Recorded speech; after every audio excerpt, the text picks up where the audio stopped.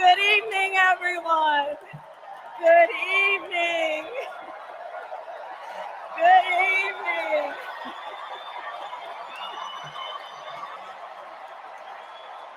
Oh my goodness. Good evening, everyone. Good evening. Good evening. Thank you. Thank you. Thank you.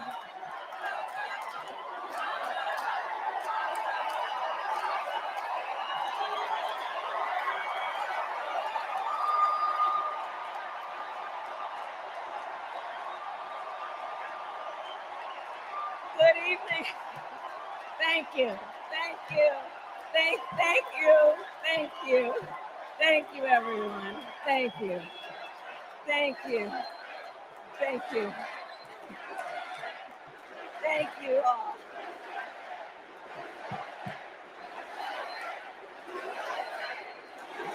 Thank you all. Okay, we got to get to some business. We got to get to some business. Okay, thank you all. Okay. Thank you, thank you, thank you, thank you, thank you, thank you, thank you, please, thank you, please, thank you so very much. Thank you, everyone. Thank you, everyone. Thank you. Okay, let's get to business. Let's get to business. All right. So let me start by thanking my most incredible husband, Doug, for being an incredible partner to me, an incredible father to Cole and Ella, and happy anniversary, Dougie. I love you so very much. To our President, Joe Biden. When I think about the path that we have traveled together, Joe, I am filled with gratitude. Your record is extraordinary, as history will show, and your character is inspiring. And Doug and I love you and Jill and are forever thankful to you both.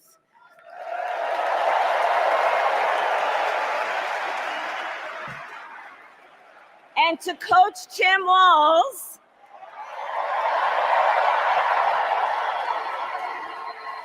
you are going to be an incredible vice president. And to the delegates and everyone who has put your faith in our campaign, your support is humbling. So, America, the path that led me here in recent weeks was no doubt unexpected. But I'm no stranger to unlikely journeys. So, my mother, our mother, Kamala Harris, had one of her own. And I miss her every day, and especially right now. And I know she's looking down, smiling. I know that. So my mother was 19 when she crossed the world alone, traveling from India to California with an unshakable dream to be the scientist who would cure breast cancer. When she finished school, she was supposed to return home to a traditional arranged marriage. But as fate would have it, she met my father, Donald Harris, a student from Jamaica. They fell in love and got married, and that act of self-determination made my sister Maya and me. Growing up, we moved a lot.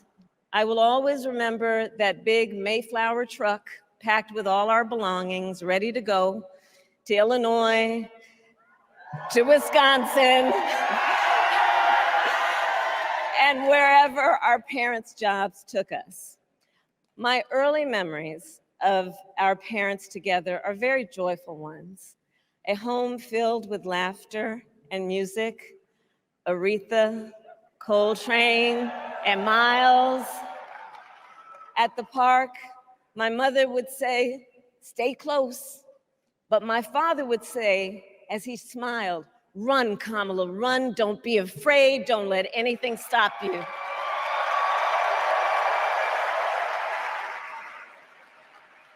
From my earliest years, he taught me to be fearless. But the harmony between my parents did not last. When I was in elementary school, they split up, and it was mostly my mother who raised us. Before she could finally afford to buy a home, she rented a small apartment in the East Bay. In the Bay, you either live in the hills or the flatlands. We lived in the flats, a beautiful working class neighborhood of firefighters, nurses, and construction workers, all who tended their lawns with pride. My mother, she worked long hours, and like many working parents, she leaned on a trusted circle to help raise us. Mrs. Shelton, who ran the daycare below us and became a second mother. Uncle Sherman, Aunt Mary, Uncle Freddie, Auntie Chris, none of them family by blood, and all of them family by love.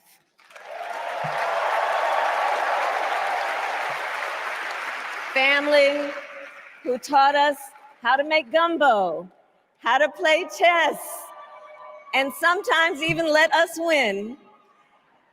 Family who loved us, believed in us, and told us we could be anything and do anything. They instilled in us the values they personified: community, faith, and the importance of treating others as you would want to be treated, with kindness, respect, and compassion. My mother was a brilliant, 5-foot-tall, brown woman with an accent. And as the eldest child, I saw how the world would sometimes treat her. But my mother never lost her cool. She was tough, courageous, a trailblazer in the fight for women's health, and she taught Maya and me a lesson that Michelle mentioned the other night. She taught us to never complain about injustice, but do something about it. Do something about it. That was my mother. And she taught us, and she also taught us, and never do anything half-assed. And that is a direct quote. A direct quote. I grew up immersed in the ideals of the civil rights movement. My parents had met at a civil rights gathering, and they made sure that we learned about civil rights leaders, including the lawyers like Thurgood Marshall and Constance Baker Motley, those who battled in the courtroom to make real the promise of America. So at a young age, I decided I wanted to do that work. I wanted to be a lawyer. And when it came time to choose the type of law I would pursue, I reflected on a pivotal moment in my life. You see, when I was in high school, I started to notice something about my best friend, Wanda. She was sad at school, and there were times she didn't want to go home. So one day I asked if everything was all right, and she confided in me that she was being sexually abused by her stepfather. And I immediately told her she had to come stay with us, and she did. This is one of the reasons I became a prosecutor, to protect people like Wanda, because I believe everyone has a right to safety, to dignity, and to justice.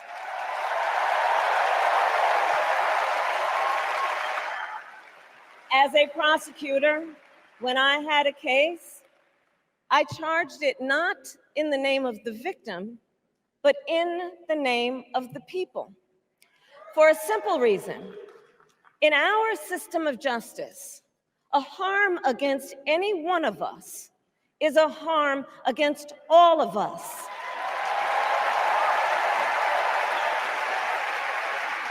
And I would often explain this to console survivors of crime, to remind them no one should be made to fight alone. We are all in this together. And every day in the courtroom, I stood proudly before a judge and I said 5 words: Kamala Harris for the people.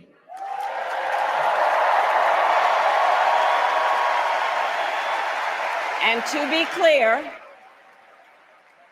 clear, my entire career, I've only had one client, the people.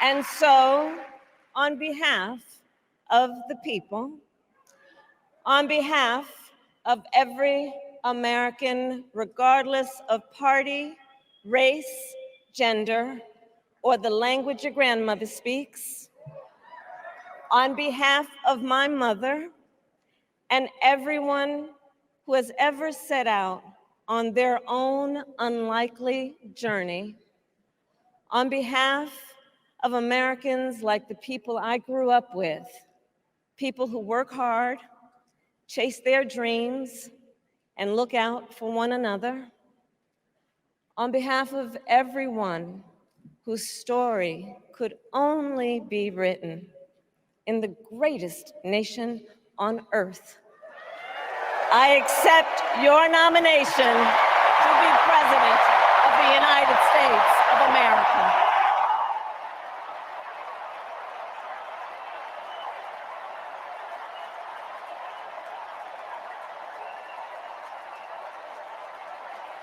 And with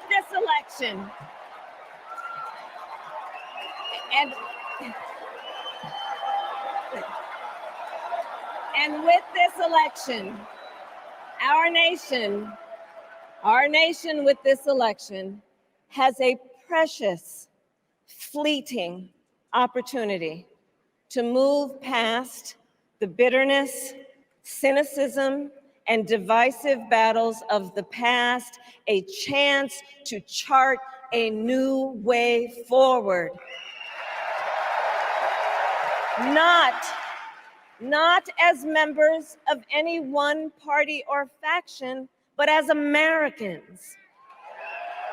And let me say, I know there are people of various political views watching tonight, and I want you to know, I promise to be a president for all Americans. You can always trust me to put country above party and self, to hold sacred America's fundamental principles, from the rule of law to free and fair elections to the peaceful transfer of power.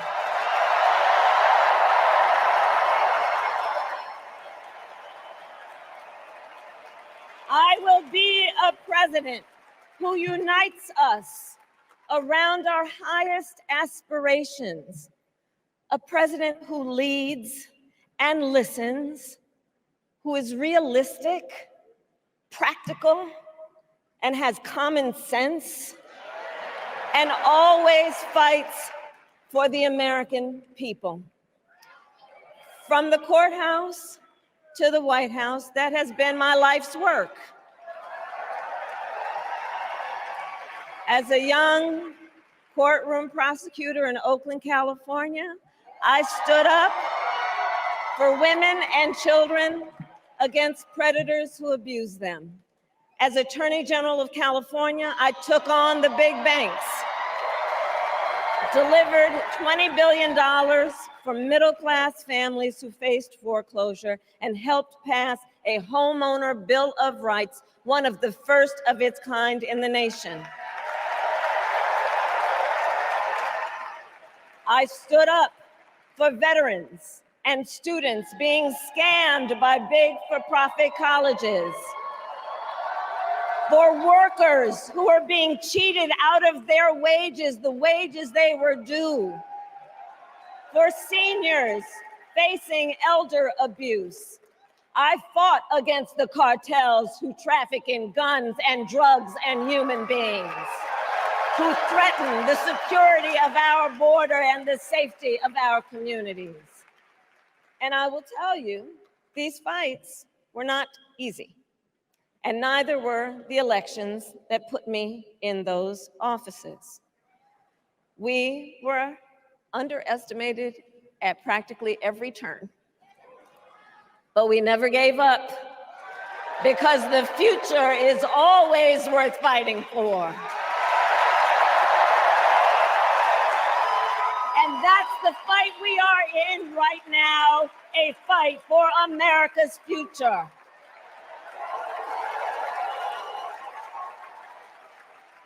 Fellow Americans, this election is not only the most important of our lives, it is one of the most important in the life of our nation. In many ways, Donald Trump is an unserious man. But the consequences of putting Donald Trump back in the White House are extremely serious. Consider not only the chaos and calamity when he was in office, but also the gravity of what has happened since he lost the last election. Donald Trump tried to throw away your votes. When he failed, he sent an armed mob to the United States Capitol, where they assaulted law enforcement officers.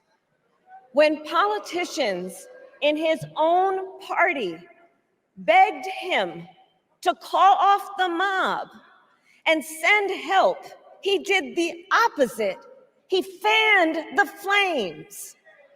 And now, for an entirely different set of crimes, he was found guilty of fraud by a jury of everyday Americans and separately found liable for committing sexual abuse. And consider what he intends to do if we give him power again. Consider his explicit intent to set free violent extremists who assaulted those law enforcement officers at the Capitol. His explicit intent to jail journalists, political opponents, and anyone he sees as the enemy. His explicit intent to deploy our active duty military against our own citizens. Consider the power he will have, especially after the United States Supreme Court just ruled that he would be immune from criminal prosecution. Just imagine Donald Trump with no guardrails, and how he would use the immense powers of the presidency of the United States, not to improve your life, not to strengthen our national security, but to serve the only client he has ever had, himself.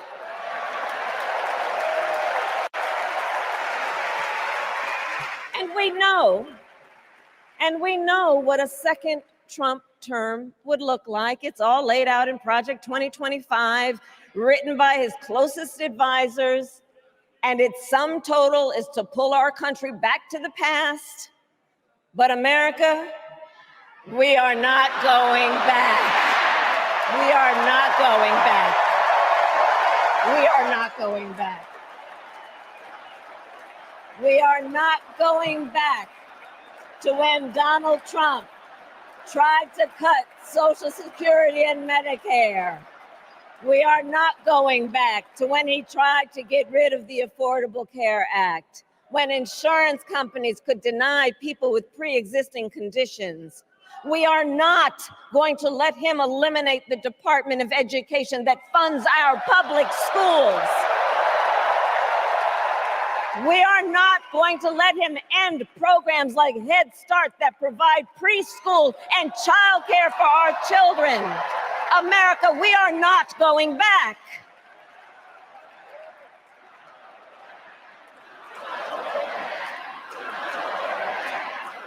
And we are charting a new way forward to a future with a strong and growing middle class, because we know a strong middle class has always been critical to America's success. And building that middle class will be a defining goal of my presidency.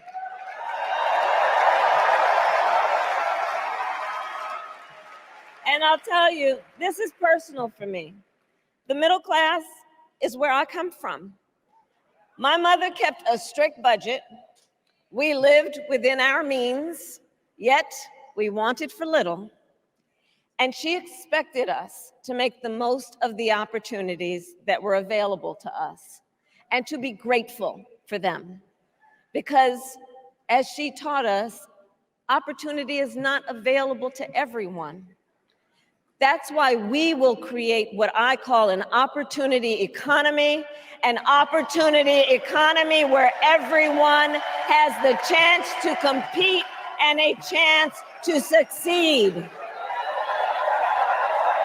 Whether you live in a rural area, small town, or big city.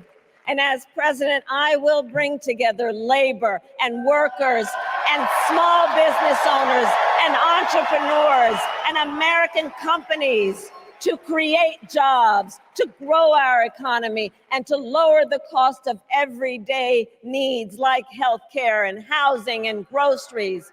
We will provide access to capital for small business owners and entrepreneurs and founders. And we will end America's housing shortage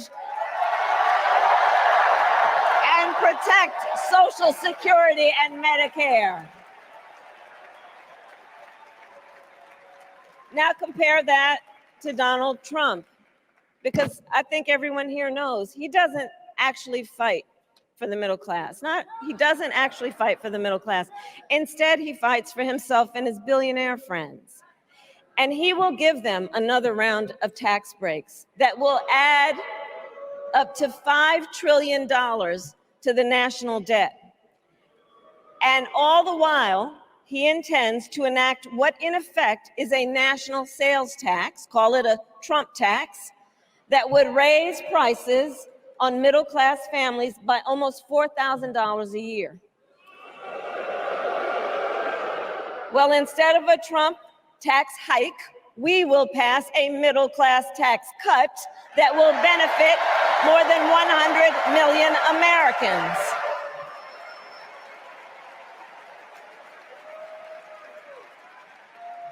Friends, I believe America cannot truly be prosperous unless Americans are fully able to make their own decisions about their own lives, especially on matters of heart and home. But tonight, in America, too many women are not able to make those decisions. And let's be clear about how we got here.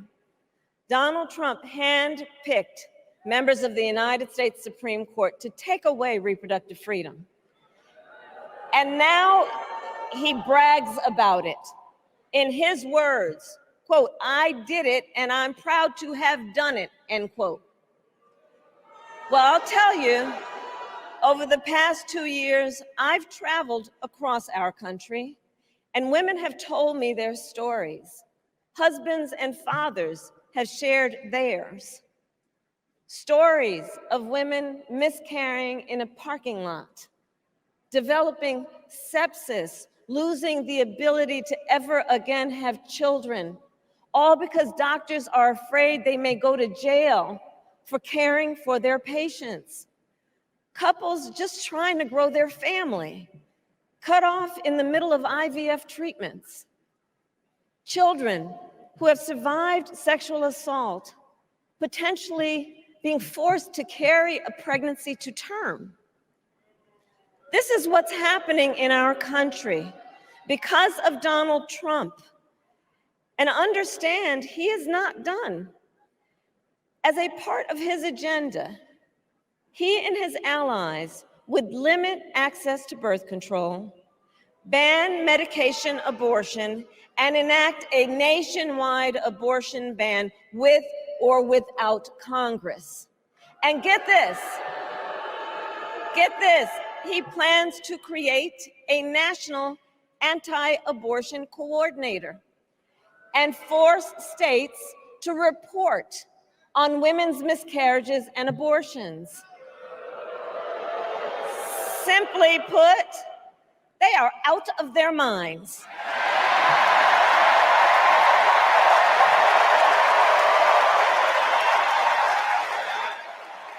And one must ask, why exactly is it that they don't trust women? Well, we trust women. We trust women.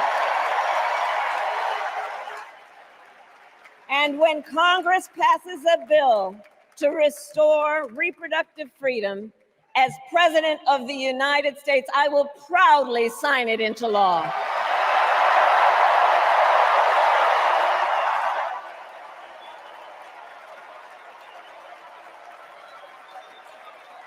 In this election, many other fundamental freedoms are at stake. The freedom to live safe from gun violence in our schools, communities, and places of worship. The freedom to love who you love openly and with pride. The freedom to breathe clean air and drink clean water and live free from the pollution that fuels the climate crisis. And the freedom that unlocks all the others, the freedom to vote. With this election, we finally have the opportunity to pass the John Lewis Voting Rights Act and the Freedom to Vote Act.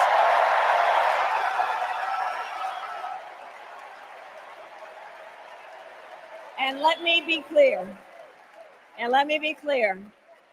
After decades in law enforcement, I know the importance of safety and security, especially at our border. Last year, Joe and I brought together Democrats and conservative Republicans to write the strongest border bill in decades. The Border Patrol endorsed it.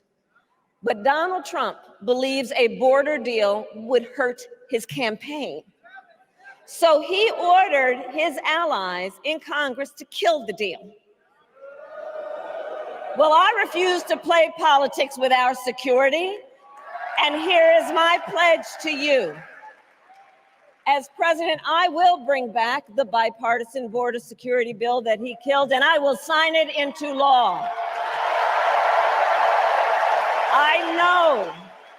I know we can live up to our proud heritage as a nation of immigrants and reform our broken immigration system. We can create an earned pathway to citizenship and secure our border.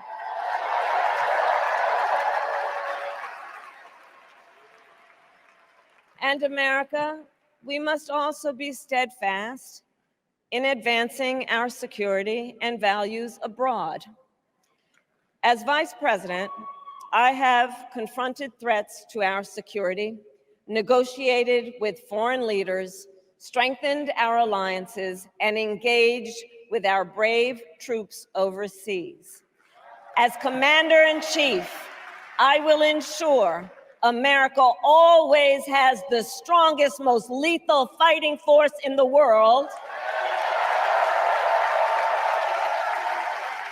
And I will fulfill our sacred obligation to care for our troops and their families, and I will always honor and never disparage their service and their sacrifice.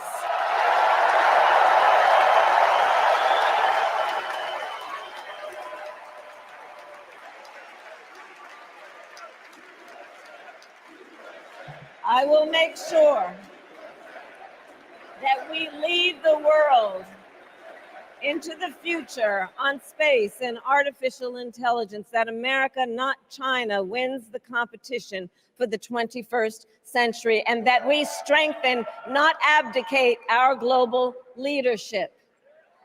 Trump, on the other hand, threatened to abandon NATO. He encouraged Putin to invade our allies, said Russia could, quote, do whatever the hell they want. 5 days before Russia attacked Ukraine, I met with President Zelensky to warn him about Russia's plan to invade. I helped mobilize a global response, over 50 countries, to defend against Putin's aggression. And as president, I will stand strong with Ukraine and our NATO allies.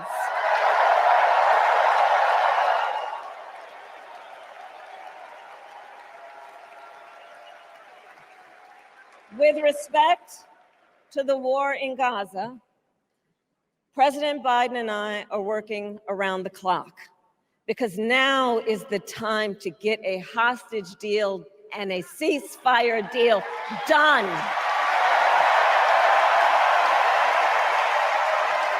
And let me be clear, I will always stand up for Israel's right to defend itself, and I will always ensure Israel has the ability to defend itself, because the people of Israel must never again face the horror that a terrorist organization called Hamas caused on October 7, including unspeakable sexual violence and the massacre of young people at a music festival. At the same time, what has happened in Gaza over the past 10 months is devastating. So many innocent lives lost. Desperate, hungry people fleeing for safety over and over again. The scale of suffering is heartbreaking. President Biden and I are working to end this war such that Israel is secure, the hostages are released, the suffering in Gaza ends, and the Palestinian people can realize their right to dignity, security, freedom, and self-determination.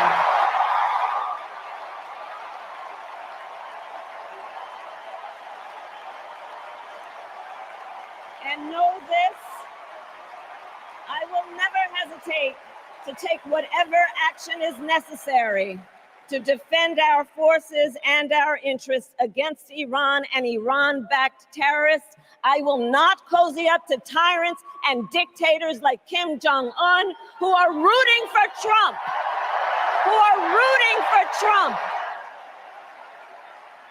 Because, you know, they know he is easy to manipulate with flattery and favors. They know Trump won't hold autocrats accountable because he wants to be an autocrat himself. And as president, I will never waver in defense of America's security and ideals, because in the enduring struggle between democracy and tyranny, I know where I stand, and I know where the United States belongs.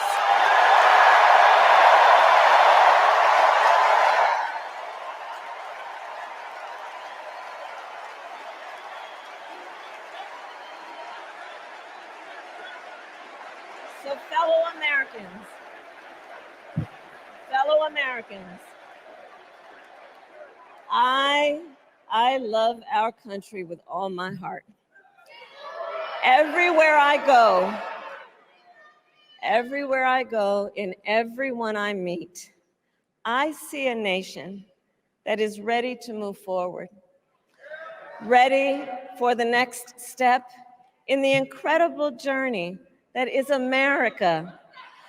I see an America where we hold fast to the fearless belief that built our nation and inspired the world. That here in this country, anything is possible, that nothing is out of reach.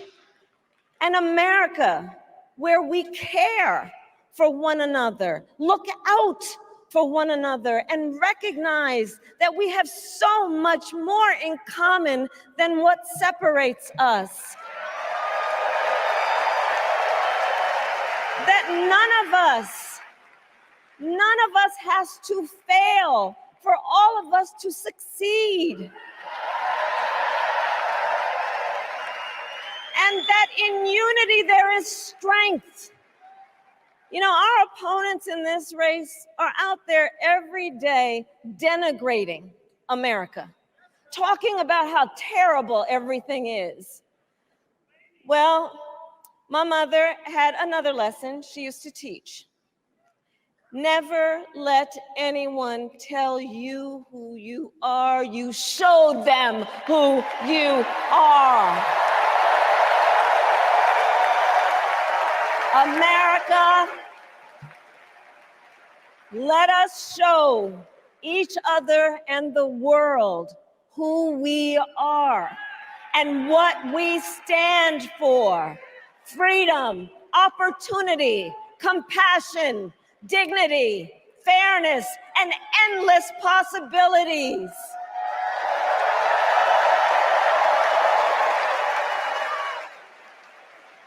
We are the heirs to the greatest democracy in the history of the world. And on behalf of our children and our grandchildren and all those who sacrificed so dearly for our freedom and liberty, we must be worthy of this moment.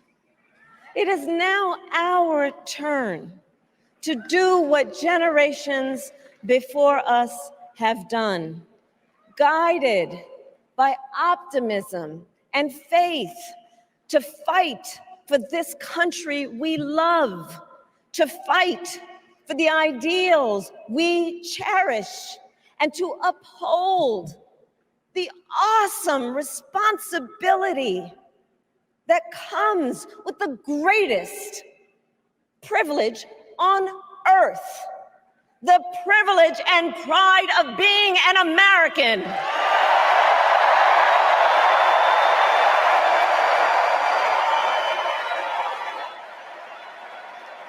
So let's get out there, let's fight for it, let's get out there, let's vote for it, and together, let us write the next great chapter in the most extraordinary story ever told.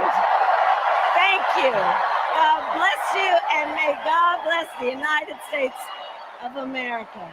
Thank you all.